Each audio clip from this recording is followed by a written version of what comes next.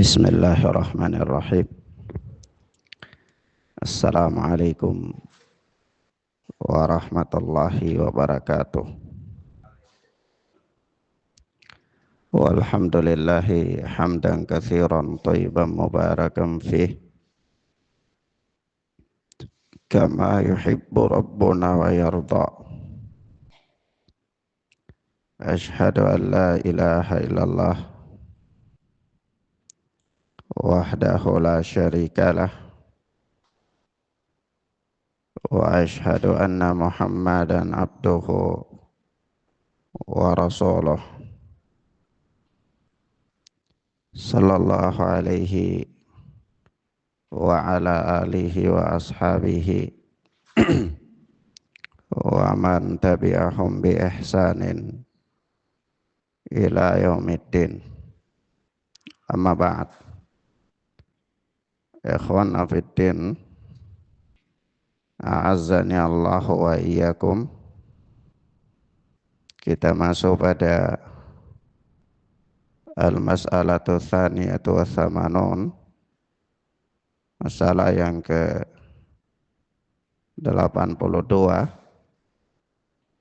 dari kitab Masailul Jahiliyah oleh Syekh Al-Mujaddid Muhammad bin Abdul Wahhab rahimana wa rahimahullah. Ya, berkata Syekh rahimana wa rahimahullah, ittikhadhu suruji alal kubur. Ini orang-orang jahiliyah itu mereka membuat lampu-lampu penerang-penerang di kuburan. As-suruj itu jamaknya daripada siraj, penerang lampu, pelita dan yang semisalnya. Tapi kalau as-sarju itu pelana di punggung unta atau punggung kuda. Ini hurufnya sama, tulisannya sama, harakatnya beda. As-sarju itu bentuk jamaknya as-suruj, itu pelana. Nah, tapi kalau as-suruj itu jamak dari as-siraj, lampu penerang. Taib, di bab ini Syekh Shalih Fauzan hafidhana wa hafidhahullah memberikan judul ittikhaduhum liwasaili syirki. Orang-orang jahiliyah itu mereka menjadikan wasilah-wasilah untuk kesyirikan. Mereka membuat sarana-sarana yang mana sarana-sarana itu menuju pada kesyirikan. Hasil akhirnya adalah kesyirikan. Naam. Nah, salah satunya adalah mereka meletakkan penerang lampu-lampu dan yang semisalnya di kuburan-kuburan. Kata Syekh Shalih Fauzan, ittikhadus suruji alal kubur, mereka membuat penerangan di kuburan, an yuj'ala fiha anwarun minal masabih awil fawanis awil kahrubai ala syakli qanadila. Mereka menjadikan pada kuburan itu atau dibuat pada kuburan itu anwarun, penerangan minal masabih berupa lampu-lampu, awil fawanis, lentera-lentera, au al-kahruba atau listrik kahruba, ala syakli qanadil, dibuat seperti atau dalam bentuk gantungan-gantungan, li ajli az-ziyarah, dengan tujuan supaya memudahkan mereka untuk berziarah ke kuburan itu.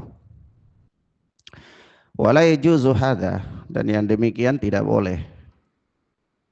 li'annahu min asbabi syirki, karena dia termasuk dari sebab-sebab kesyirikan.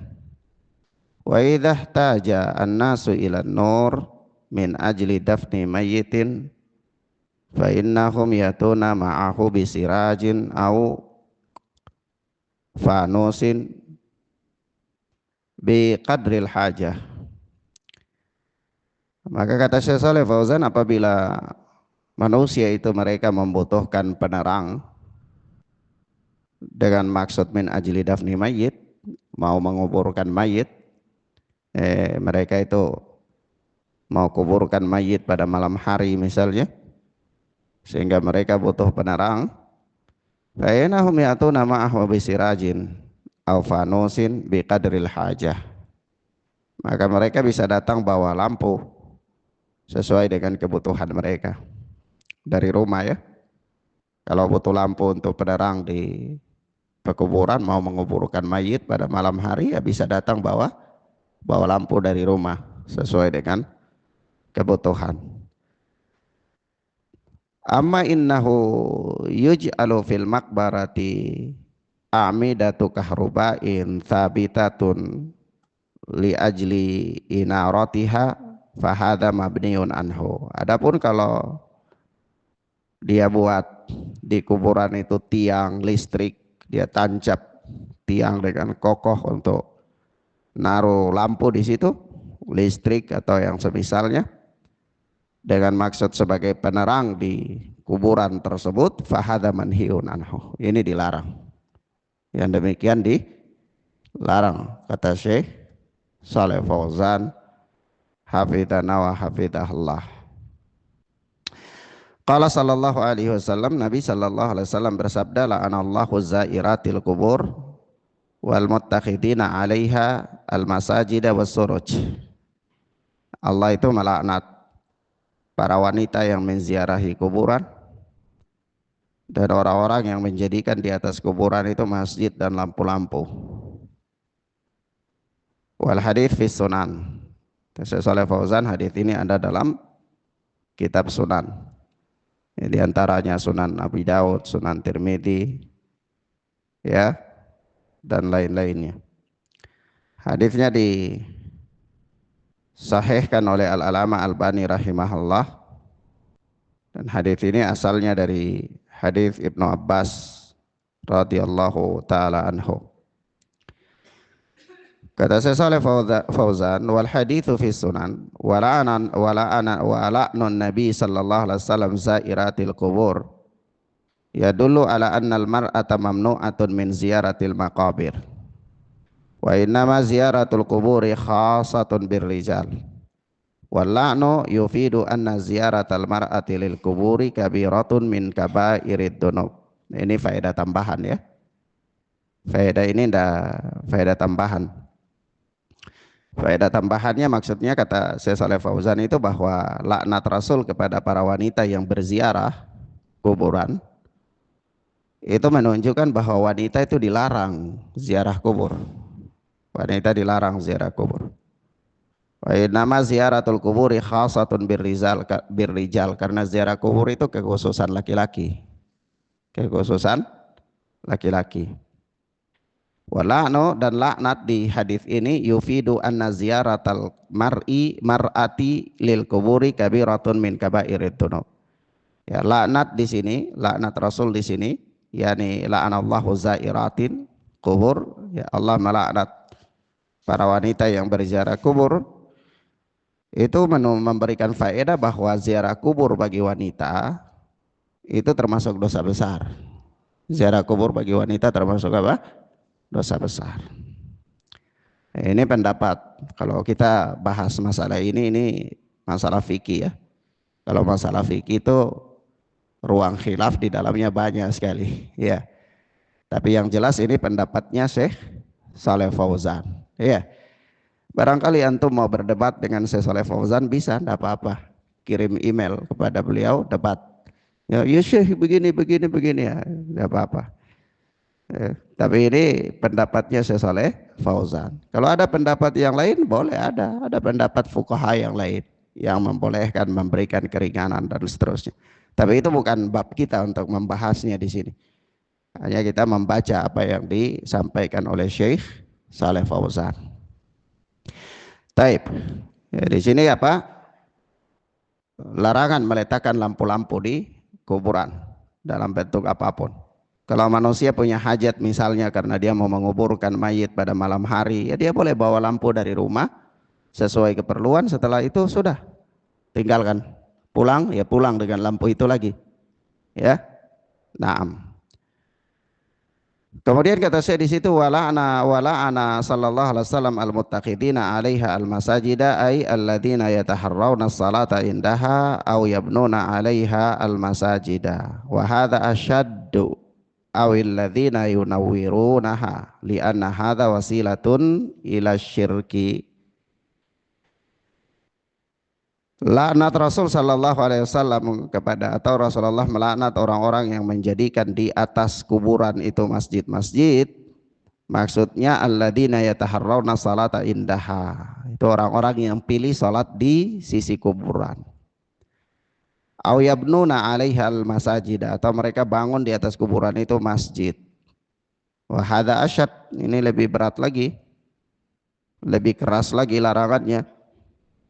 Awilladzina yunawwirunaha atau orang-orang yang memberikan penerang-penerang di kuburan. Li'anna hadza wasilatun ila syirki, karena ini wasilah kepada kesyirikan. Bi an tu'bada hadhil kubur, ya yang nanti wasilah kepada kesyirikan ini ya sampai pada kuburan-kuburan itu akan disembah. Wa tud'a min dunillahi azza wajal, dan akan minta doa di situ daripada selain Allah Subhanahu wa taala. Kalau ditanya kalau begitu kuburan itu dibuat seperti apa yang syar'i? Yang syar'i kata Saleh Fauzan, wal kuburu tutraku kama kanat kuburus sahabati fi ahdi Nabi sallallahu alaihi wasallam. Yang syar'i itu kuburan itu dibiarkan sebagaimana kuburan sahabat Nabi di zaman Rasulullah sallallahu alaihi wasallam. Yaitu apa? La tusrat wala yubna alaiha abniyatun, tidak diberikan lampu, tidak dibangun di atas kuburan itu bangunan-bangunan, ya. Wa innama tutraku kama hiya ala haliha, kuburan itu dibiarkan sebagaimana keadaannya kuburan. Wa turfa'u min turabiha anil ardi qadra shibrin faqat, kalau mau ditinggikan itu ditinggikan dari bumi itu setinggi shibr, satu jengkal saja. Wa yudau 'alaiha nasayibu, dan diletakkan di atasnya itu tanda. Tanda itu bisa berupa apa? Kalau kita di Indonesia namanya nisan ya. Ya itu boleh diletakkan itu sebagai tanda dari batu dari kayu, tidak apa-apa. Maksudnya apa? Litu rafa'an naha kuburun, supaya dapat diketahui bahwa yang ada di situ tuh tumpukan tanah di situ tuh adalah kuburan. Ya. Naam. Kenapa ya ikhwana fiddin azani Allah wa iyyakum wa la yuzadu ala dalik, tidak boleh ditambah daripada itu. Ya, tidak boleh buat kubur tinggi lebih dari satu jengkal atau sekedar dari kasih tanda ya, dibuat sedemikian rupa, itu tidak boleh kata Saleh Fauzan. Kenapa? Qala sallallahu alaihi wasallam li Ali bin Abi Thalib, karena Ali bin Rasulullah itu bersabda kepada Ali bin Abi Thalib. Apa kata Rasulullah? La tada' qabran musyrifan, yakni murtafi'an illa sawaitahu. Ya, jangan engkau biarkan satu kubur yang musyrifan, yang murtafi'an, yang tinggi, ya, illa sawaitahu, melainkan engkau harus ratakan dia. Ya, yakni azalta irtifa'ahu, engkau bongkar yang tinggi itu, wasawaitahu bil ardi, dan engkau ratakan dengan tanah.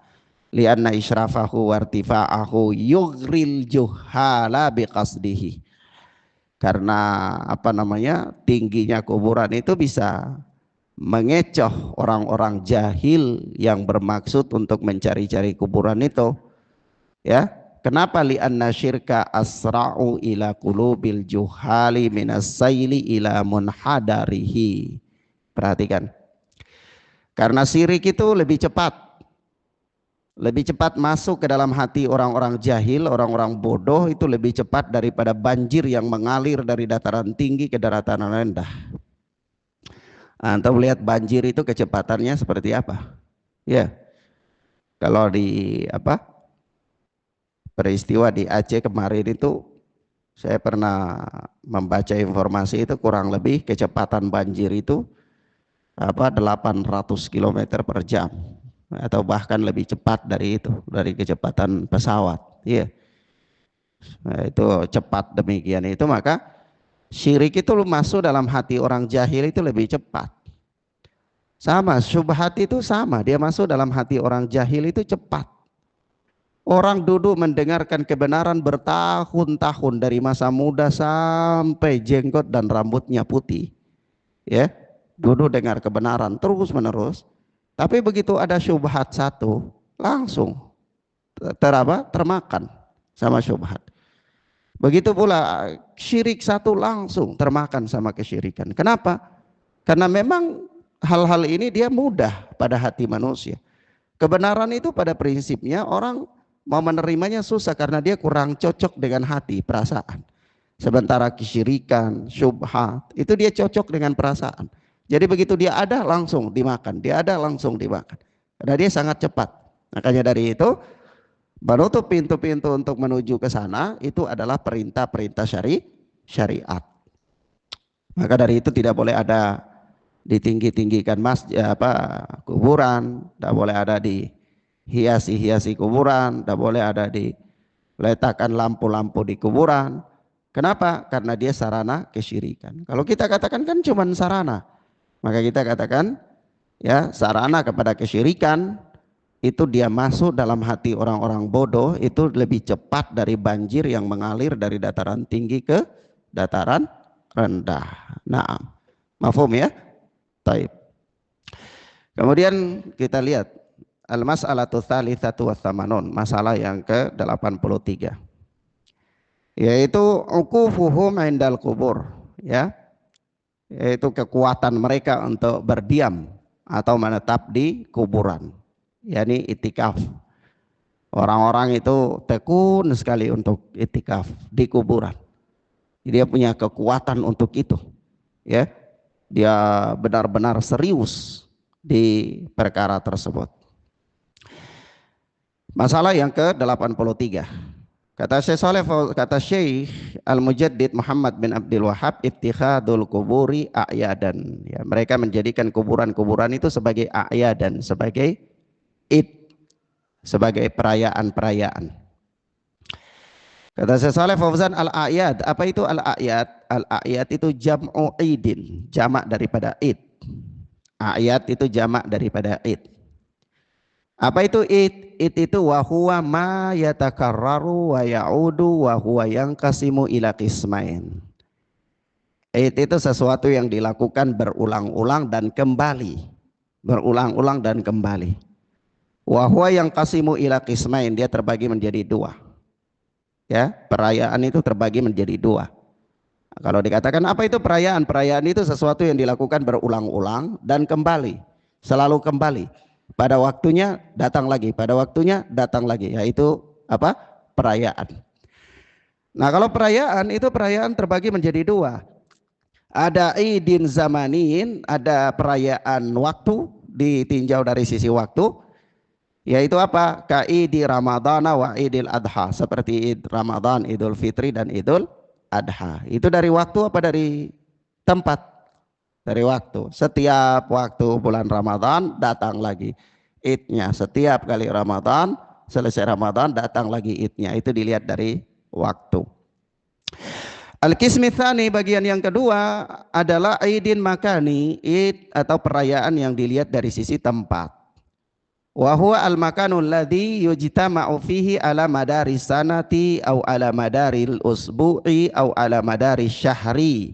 Ya, yujtama'u fihi lil ibadah. Yaitu satu tempat tempat tertentu yang manusia berkumpul padanya ala madari sana, pada setiap tahun, au ala madaril usbu, atau pada setiap pekan, au ala madari syahri, atau pada setiap bulan. Dan kalau ada satu tempat orang-orang selalu menjadwalkan waktu untuk berkumpul padanya itu pada setiap waktu, pada setiap tahun, pada setiap bulan misalnya, atau pada setiap pekan, maka itu namanya id apa? Id apa? Tempat, id makani. Id makani. Mereka berkumpul untuk apa? Yujtama'u fihi lil ibadah. Mereka berkumpul untuk beribadah. Mereka berkumpul untuk beribadah.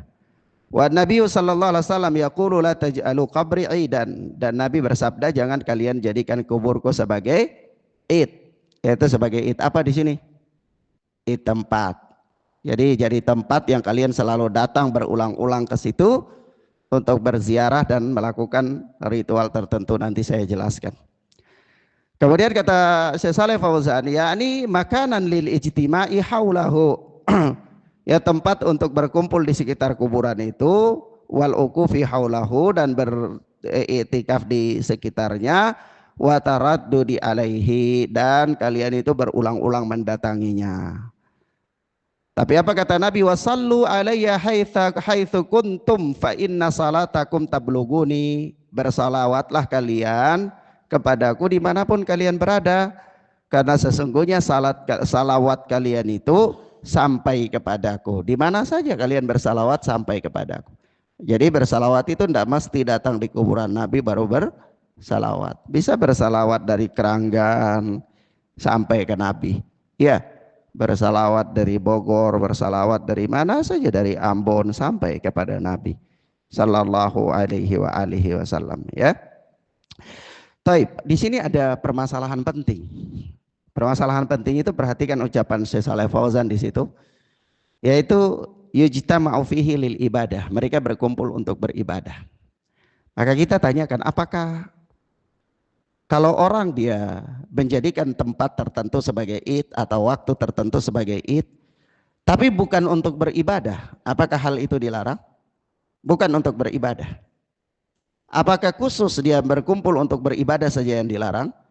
Misalnya dia jadikan satu tempat datang untuk berzikir, bersalawat, beriktikaf, atau dia jadikan satu waktu tertentu mereka berkumpul untuk berzikir atau untuk berdoa dan seterusnya.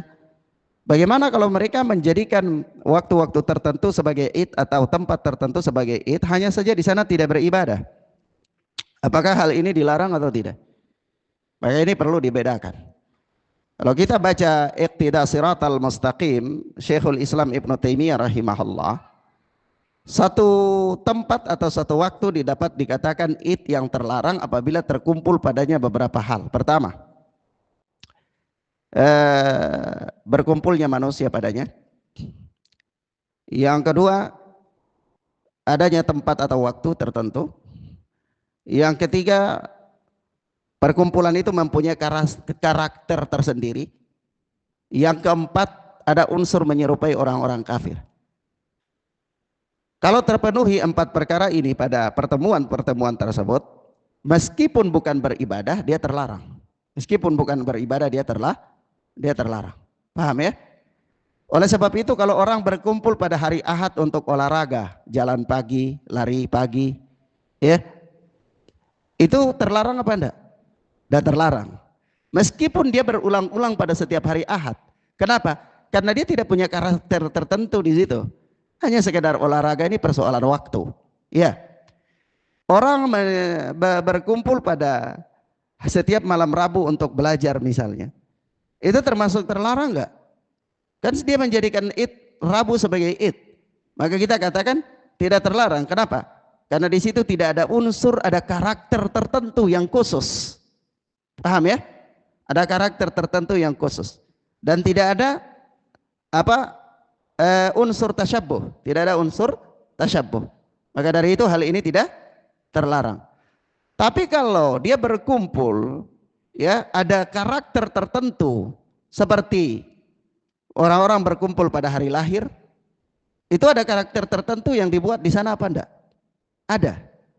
Maka ini dia jadi id yang terlarang. Orang-orang berkumpul pada perayaan hari jadinya sebuah kerajaan atau hari kemerdekaan suatu bangsa, itu terlarang enggak? Terlarang, dalam pandangan Islam terlarang. Kenapa terlarang? Karena di situ ada karakter tertentu yang dia lakukan. Ada karakter tertentu yang dia lakukan. Kalau kita lihat pada definisi Syekhul Islam Ibnu Taimiyah dalam Iqtida Siratal Mustaqim, ada perkumpulan, ada waktu tertentu atau tempat tertentu, ada karakter tertentu, karakter khusus yang dia lakukan dalam perkumpulan tersebut, dan ada unsur tasyabbuh kepada orang-orang kafir. Ada unsur tasyabbuh kepada orang-orang kafir. Maka itu jadi terlarang. Itu jadi terlarang. Karena dia menjadikan hari itu sebagai hari Id, dia atau dia menjadikan tempat itu sebagai tempat Id, dan ada ritual-ritual khusus yang merupakan kekhususan hari itu atau kekhususan tempat itu. Dan ada unsur menyerupai kebiasaan orang-orang kafir dalam melakukan hal itu. Maka hal ini terlarang. Mafhum ya ikhwan? Paham ya? Taib. Demikian akhwana fiddin azani Allah wa yakum, ini berkaitan dengan apa? Berkaitan dengan Id. Nah, sebab itu suatu ketika ada seorang sahabat itu dia mau bernadar untuk menyembelih unta di Buwanah, satu tempat. Apa kata Nabi kepada dia? Hal kana fiha wathanun min awthanil jahiliyati yu'bad? Apakah di sana ada berhala dari berhala-berhala jahiliyah yang disembah? Qalu la. Mereka berkata tidak ada. Kemudian Nabi bertanya lagi, hal kana fiha idun min a'yadihim? Apakah di sana ada id dari id mereka? Yani ada apa? Ada di sana itu mereka biasa berkumpul di situ enggak? Ya, yajtami'una fihi. Mereka biasa berkumpul di situ tak? Kata Nabi, kata para sahabat, la, qalu la, tidak. Qala, maka kata Nabi, aufi binadrika. Kalau begitu tunaikan nadarmu. Fa innahu la wafa'a li nadrin fi ma'siyatillah. Tidak ada, karena sesungguhnya tidak ada penunaian nadar dalam rangka bermaksiat kepada Allah. Wala fiha la yamliku ibnu Adam, dan tidak ada nadar pada hal apa-apa yang tidak dimiliki oleh anak Adam. Ya, sisi pendalilan Nabi tanya, ketika dia mau sembelih unta di Buwanah, Nabi tanya, di Buwanah itu mereka melakukan id di situ enggak? Ya, artinya apa? Tidak boleh beribadah di tempat-tempat apa? Orang melakukan kesyirikan. Ya, orang melakukan kesyirikan. Naam. Taib ilahuna ikhwana fiddin azani Allah wa iyyakum. Kita cukupkan sampai di sini. Dan saya ingin sampaikan informasi ke jamaah semua bahwa saya berhubung karena punya kebiasaan, itu saya berada di Jawa ini setiap 3 bulan, selama 3 bulan. Kalau saya itu aslinya saya mukim di Ambon, di ma'had saya di Ambon. Kalau saya bersafar ke Jawa itu 3 bulan. 3 bulan itu tidak mesti di Thariqul Huda. Saya berkeliling di Jawa Timur dan di lain-lain tempat. Thariqul Huda beberapa saat juga dapat bagian. Dan itu sudah terjadi sejak tahun 2018 sampai hari ini. Hanya beberapa tahun belakangan ini setelah Covid, itu saya menghabiskan seluruh waktu saya di Thariqul Huda. Saya tidak kemana-mana. Nah, berhubung karena anak saya juga memang menempuh pendidikan di wilayah Bekasi. Karena untuk mendampingi dia, maka saya tidak pernah kemana-mana keluar dari Thariqul Huda. Hanya saja saya sekarang ini, pada hari ini saya nyatakan pamit dari Masjid Thariqul Huda, dan saya tidak mengajar lagi di Thariqul Huda. Berhubung saya punya waktu mau kembali ke tempat saya, dan insya Allah mungkin selamanya saya tidak mengajar lagi di Thariqul Huda. Saya kira demikian. Ya, mudah-mudahan apa yang saya sampaikan ini bermanfaat untuk teman-teman semuanya insya Allah. Wa sallallahu ala nabiyina Muhammad wa ala alihi wa sahbihi wasallam. Subhanakallahumma bihamdika asyhadu an la ilaha illa anta astaghfiruka wa atubu ilaik. Wassalamualaikum warahmatullahi wabarakatuh.